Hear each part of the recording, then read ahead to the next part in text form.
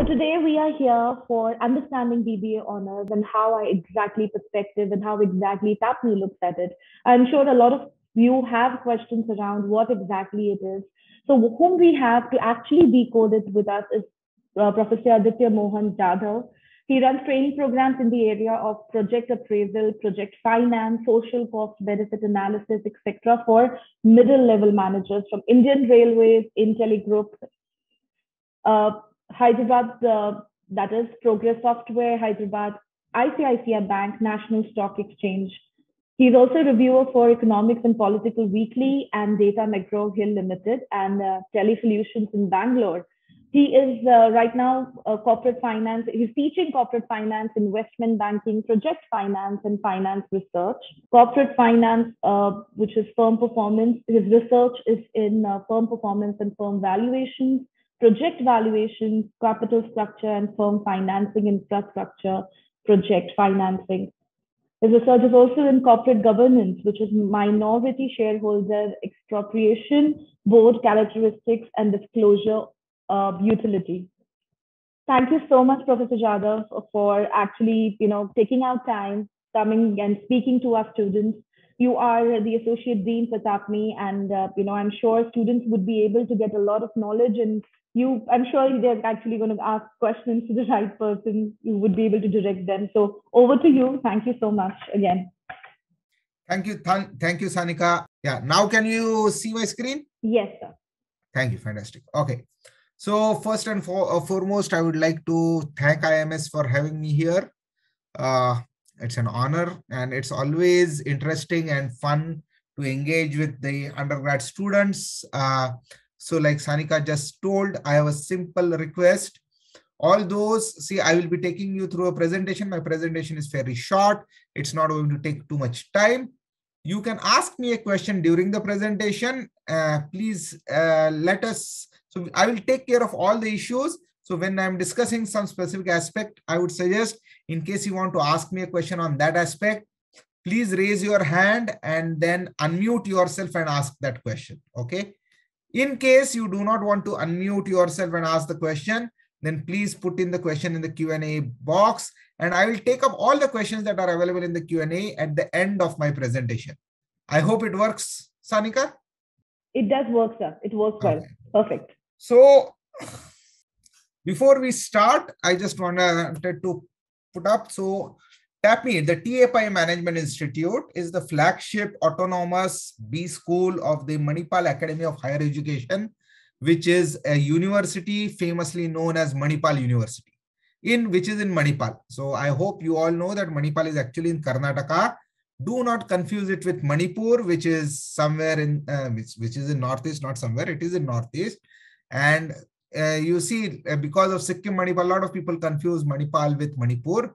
That's not the case. Manipal is a beautiful university town. It's just a university, and the whole space is of the university. The town of Manipal is the university. So it's a beautiful university town near around 60 kilometers from Mangalore in the district of Udupi, right? Whereas the BBA honors program that we are putting up is actually in Bangalore, Yelahanka.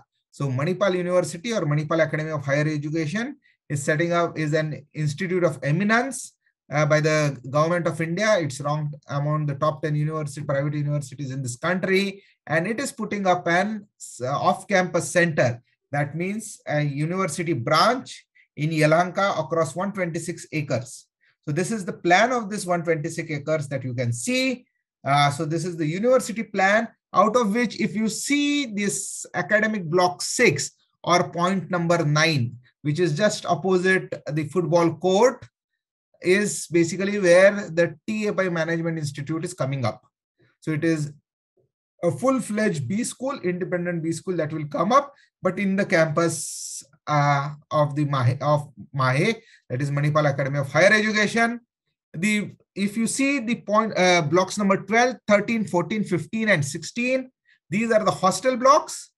And 10, the block number 10 that you are seeing, is a sports complex. So that whole space is basically consists of a sports complex, the B school, and the hostel blocks, much nearer for you to travel.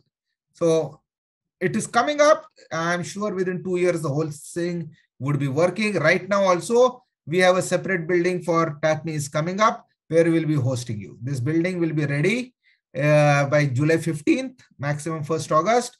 We intend to start the program by 1st September without fail. Okay. This is our first batch of the BBA program, but we are a 40-year-old B school. So it's not a new school. For us, management education is not something new. We are not starting it because we had BCom or something else. We have been running an MBA for last 40 years, and we are ranked in the top 20 B schools of the country. We are one of the top 6 schools in this country which have achieved the double crown accreditation of AACSB and AMBA. AACSB is an American accreditation body which accreditates for your academic quality, and only top 5% of the schools in this world have AACSB. AMBA is a UK-based accreditation body, and it has decided to rank only 200 schools in this world, and luckily, or with all our efforts, we are one of these schools, one of the 200 schools in the world to get an AMBA accreditation. So AACSB and AMBA, we are one of the 6 schools in this country to have this double crown.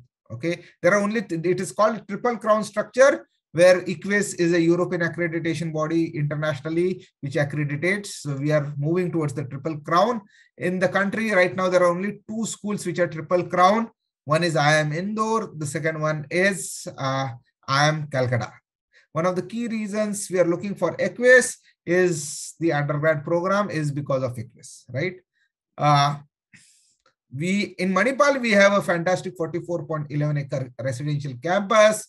We are PRME champions. PRME is Principles of Responsible Management Education. It's a UN body, and we are the Indian champions for PRME. We have almost 300 plus corporate partners. We have been stellar placements for last 35 years, with only 1 year where we were not able to achieve 100% placement, and that was in 2008 when we had the global financial crisis. Across the last 2 years when COVID hit, we still had 100% placement. We do not allow a single student of ours to go out without a career, and that's a commitment. We have 600,000 plus alumni, and these alumni are the ones who actually pushed us towards starting an undergrad program. They believed that, okay, it's a fantastic decision, that something we should be doing. Now, why did we start? I would like to take you through the journey why we basically thought of an undergrad program before we go ahead about what is the uniqueness of our undergrad program. So it all started over the last 5 to 7 years, where we found one very uncomfortable fact coming up for us, okay? That a large number of BBA, BCom, BA, BSc, these students would appear for an entrance exam, CAT, they would appear for CAT, and they were really desperate to get an MBA, okay? Now, why are the bachelors so desperate to get an MBA? Whereas we found majority of engineers, okay, who ultimately converted into the top 20 B schools.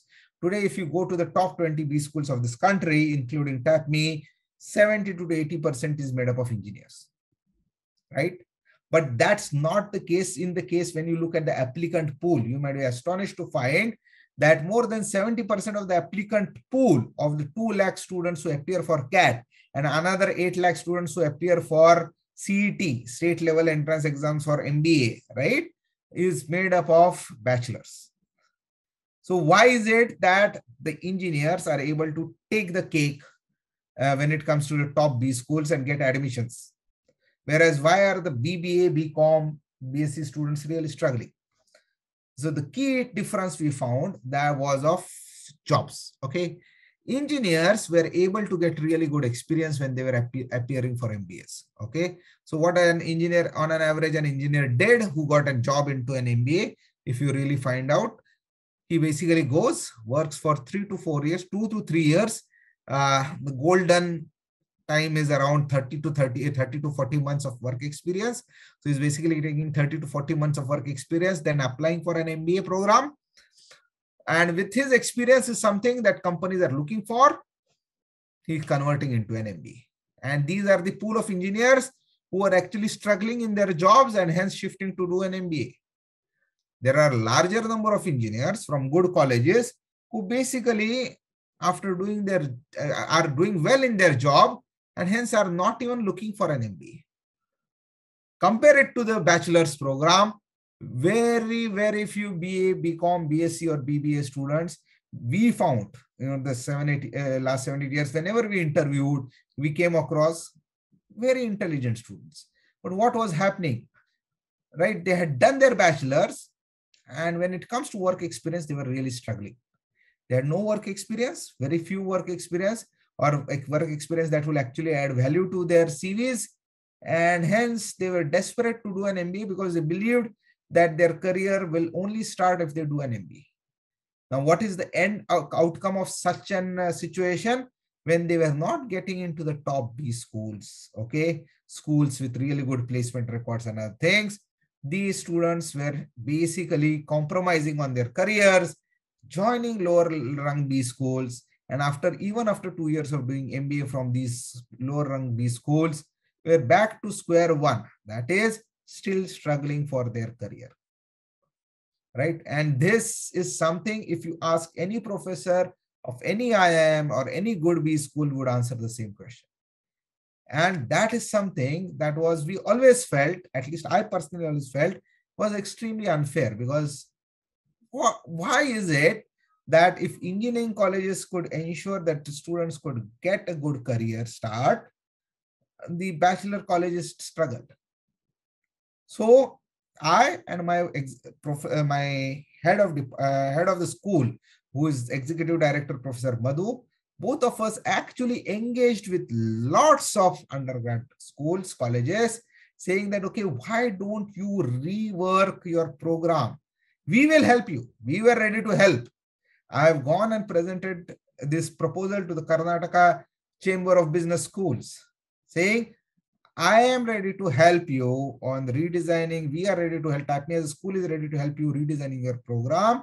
If you really look at it, to ensure that your schools, rather than being feeder inputs to an MBA program, actually convert themselves into really good bachelor's programs. Right? So that was one thing. Then the second thing that clicked for us was the national education policy. The national education policy, if you really look at it, did something really great. And what the great part of it was, it allowed a 4-year undergrad. You might be astonished to know that all undergrads across international universities, whether it's US, whether it's Europe, or whether it's Australia, in many places, are actually 4 years. They believe a 4-year undergrad is good enough to kickstart a fantastic career. If someone wants to really study, he is advised to actually do a PhD, right? I have myself completed my PhD from Australia. I have been in Australia, okay? And the master's program in Australia, whether it's US and Australia, I'll tell you, is always filled with Indians, Chinese, Vietnamese, Pakistanis, Bangladeshis, some scattering from Middle East and Africa. You will find very few local people actually doing a master's. What would most of the people do is, you did a fantastic bachelor's, you go and join the industry and start making money. If you are saying that, okay, no, I want to learn more, you go and do a PhD and do a fantastic research and get a doctorate, right? A master's as a bridge is not required for a doctorate. So the value of masters in these countries is far lesser than what you actually believe. That's why Indians, on the contrary, will have to go and do a master's there if they want to make a career there, right? That is something. So a 4-year, what happens? A 4-year allows us to really develop the skill set that we thought was necessary. And hence, we have introduced a BBA Honors program, but like national education policy allows, with an exit option in the 3rd year. So if someone wants to exit in the 3rd year, then he can take a BBA and exit. Otherwise, it's national education policy as it allows is BBA Honors, right? And our whole idea is that to give you a career. Career for us is important. So our objective is to nurture young business leaders for business and society. Okay. So how did we start planning the program? We did not plan with courses that are taught by other competitors. That was completely irrelevant to us. Okay. We said if career is our main objective of of this program, let's chart the career journey of a TAPMI BBA graduate, a BBA honors graduate. And this is what we came across. So we said by the end of years 21, that is 4 years after he joins an BBA honors program, the graduate will join as an organization as a trainee because he has just completed bachelor's, right? What happens to 21 to 25 years, right? The skill sets that TAPMI is committed to provide, and that is something we are very interested to provide, would ensure, and we'll discuss the skill sets in the next few slides, will ensure that the candidate will actually be part of quality projects, will be a strong team player, he is a multitasker, and when someone is like that, you ultimately grow fast in an organization, right? When you grow fast in an organization, you automatically be part of critical projects. And when you have critical projects and you have good problem solving skills, that is something else we are also looking for, right? You are automatically the person of choice, a person to go to when important decisions or important projects are to be handled. And that creates a fast accelerated growth for the candidate, right?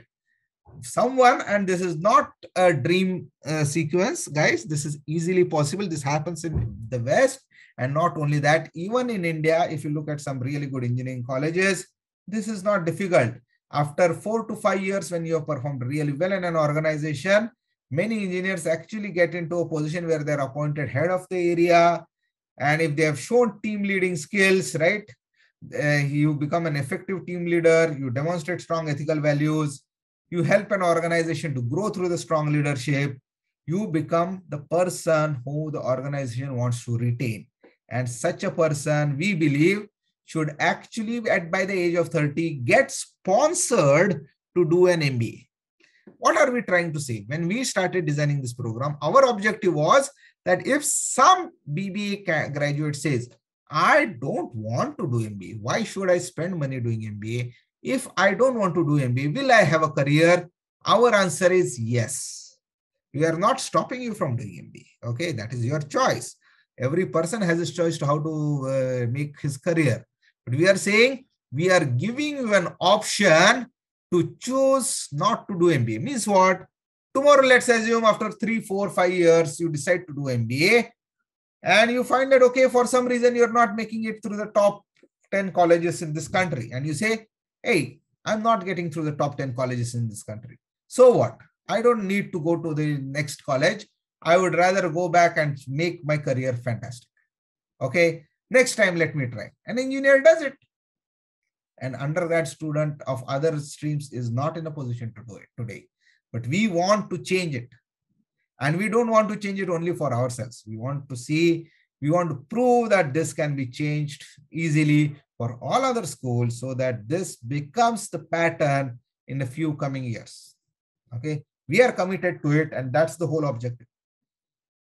Now, we charted this journey, and then the question was, okay, is it feasible? What is necessary to ensure that a candidate for next 10 years does a fantastic career, has a fantastic career? So we identified 12 competencies. These are 12 competencies that we are looking at: critical thinking, decision-making under VUCA, ability to work in teams, analytical ability, communication, multitasking, technological proficiency. Understand, in today's world, you should not only be using technology, you should know which technology to harness where so as to maximize the impact, right? Maximize the growth of the company. Ethical and moral imagination, strong foundations, ability to integrate leadership and creativity. These are basically the 12 skills that the whole 4-year program will work on. Now, how is it that this 12 skills are going to work out? We are looking at something very different. We will have something called as a student development program. So we will have an academic program, which basically looks at the academic skill sets, and a student development program. Both of them will run parallelly for the next 4 years, right? So not only are we going to develop your academic skills, parallelly, we'll look at a student development, and for each semester, the student development program will also have some outcomes. Our objective is by the end of 4th year, you will not only develop academically, you will not only have the foundation, strong foundational skills, but you will parallelly also have all the necessary skill sets to ensure that you have a fantastic career. So these both things are running parallel, and that is our focus. How are we ensuring that you have fantastic careers? The other part we are doing is there are multiple internships. There are internships at the end of each year. There is a live project every semester. Now, these live projects will be given by the companies and you'll be working on it. Like I said, strong personal development orientation. We have an international immersion and a village immersion. Okay, in the first year, you will actually have a village immersion program where we intend to take you for a few days to a village, and you'll actually spend some time in the village to understand how is the lowest rank of this country really lives and works and what are the problems they're facing. And in the second year, we intend to take you to either Dubai or Singapore or Malaysia, one of these 3 places. These are the biggest industrial hubs right now, fast growing, and actually show you how international businesses work. Okay, so we will span you the whole, we will give an idea of the whole sense. Okay, then you have an option for 3 years BBA degree, and you have an opportunity to pursue masters in a foreign university. We are in talks with a few universities right now. Southampton has agreed, and we are sure by the end of this first year itself, we'll have 3 to 4 universities which would have actually agreed, where we are saying our students, after completing their bachelor or bachelor honors, whichever is acceptable to the university, should be allowed to pursue masters directly with their universities. See, visa regulations have to be satisfied, but if you satisfy the visa regulations, they would give you admissions to their universities directly with some scholarship. And not only, the reason why we are talking of masters is basically you pursue the masters there, you get their degree, and then you get the PR. Okay. If you want to pursue a master's, you want to get a foreign degree, we'll facilitate you to actually go to a foreign university, get the degree, and get a PR so that you can kickstart your career there.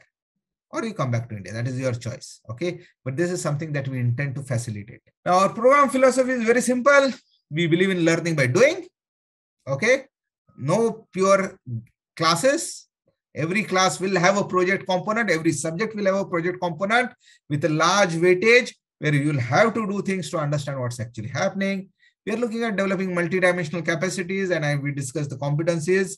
Okay, we are looking at functional expertise, no question on that. And to support that, we'll see when we look at the program, the number of elective streams that we are introducing. We are certainly looking at a cross-disciplinary mindset, and we'll take you through how we are doing it, and a global outlook through multiple immersion programs. Laboratories is something that we are designing. Very few B schools in this country actually think of laboratories, and none of the BBA schools actually think of laboratories. But we are thinking of 4 labs for you, and they will be proper labs. Okay, a finance lab, then creativity lab, analytics lab, and an operations lab. So these are the 4 labs that we are setting up. We have a strong career support. A lot of people always ask a question, what will happen to me when I graduate? Remember, we have 300 plus partners. We are TAPMI. We are one of the top 20 B schools in the country, and we have a very strong network of alumni. We are going to exploit each and every one of them for you. Okay. So there is a strong placement support. There is a strong career advisory support. The same corporate engagement team that handles the MBA internship and placements will handle for BBA as well. It is not different. So we are going to utilize the same track, same people. It's not going to be different. We have a personalized career guidance. We have a professional development program, and we have the leadership assessment and development center to actually hone your skills.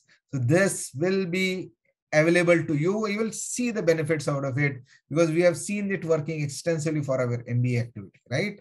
We have a strong industry connect. We have an advisory board consisting of people from L&T, the MEMG group, and then we have Deloitte. We have people from Bajaj Finserv who are on the advisory board who have helped us design this program. Okay. Then we have multiple internships, like I told you, live projects.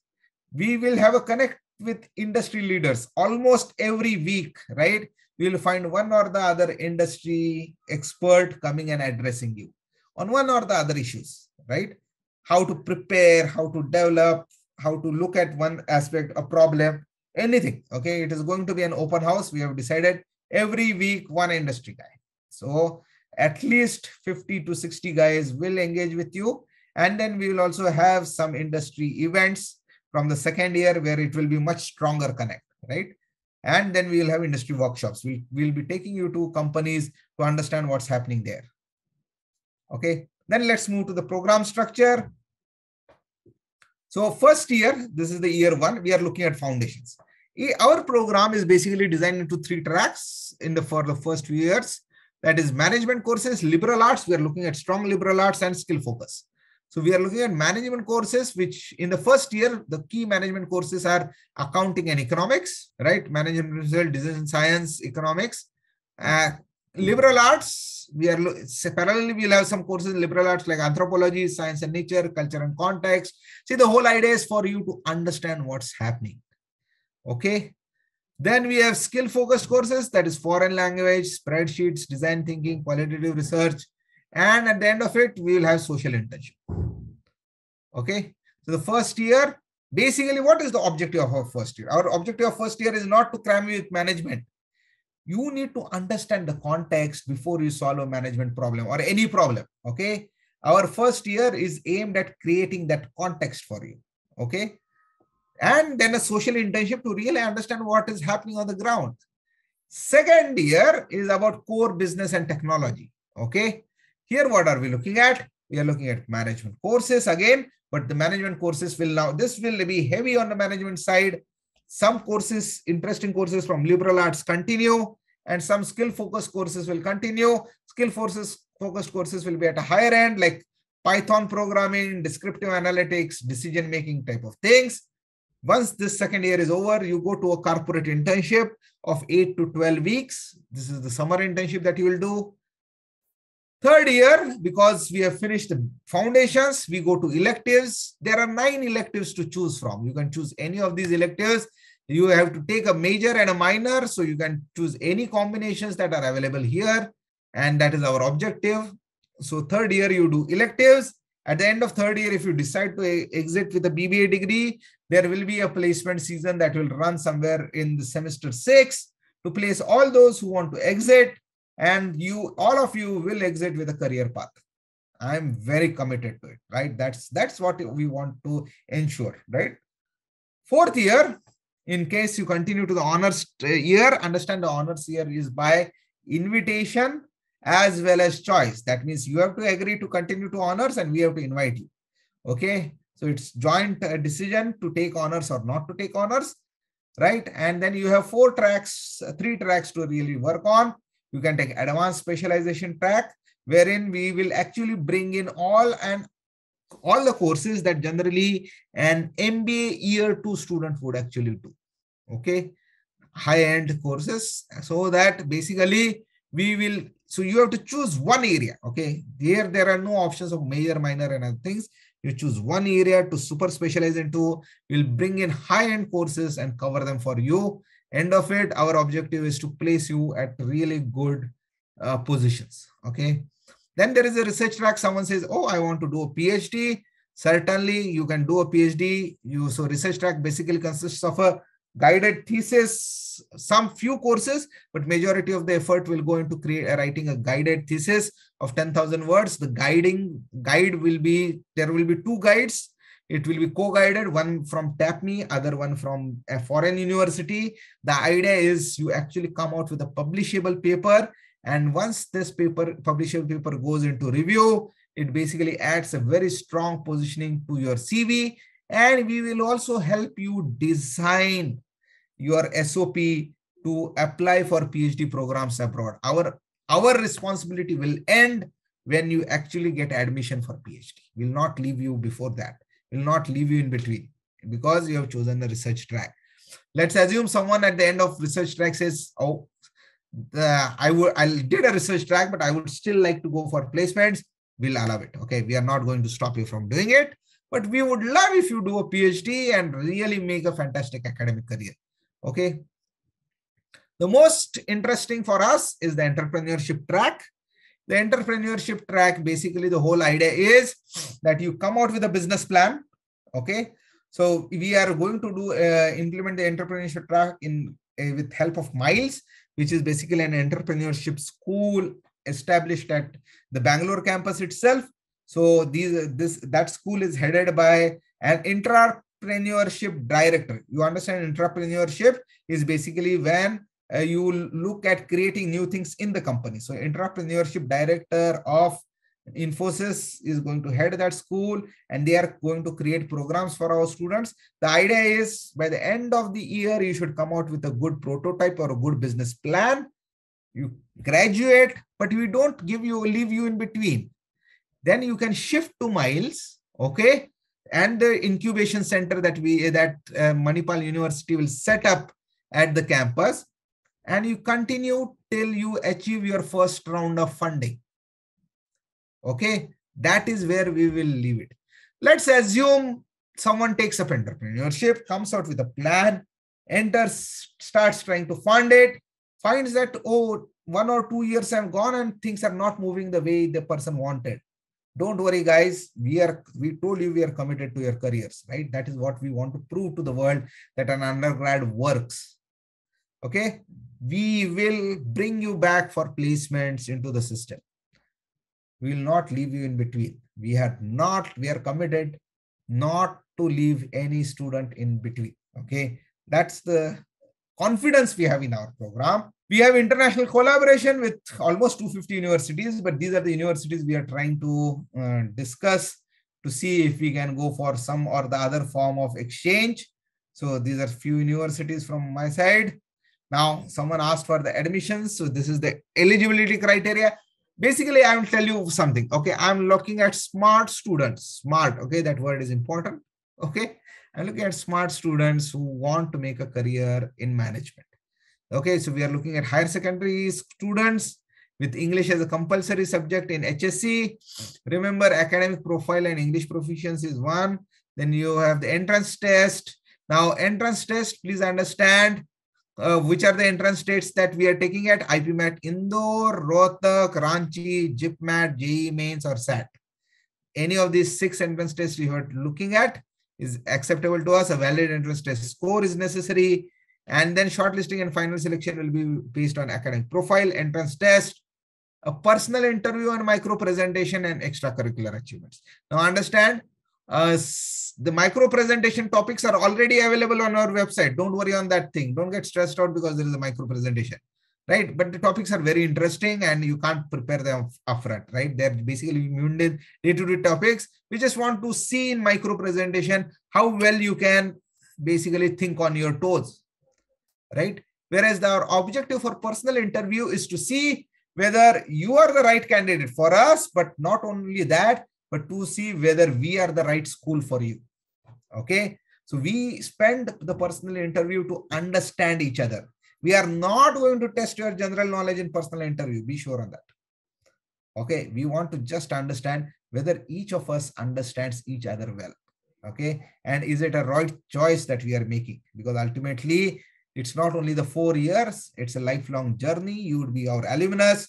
We would be a proud alumnus. We want you to be our proud alumnus. And remember that, okay, this was a school that made your career. So thanks for having me and listening to me patiently.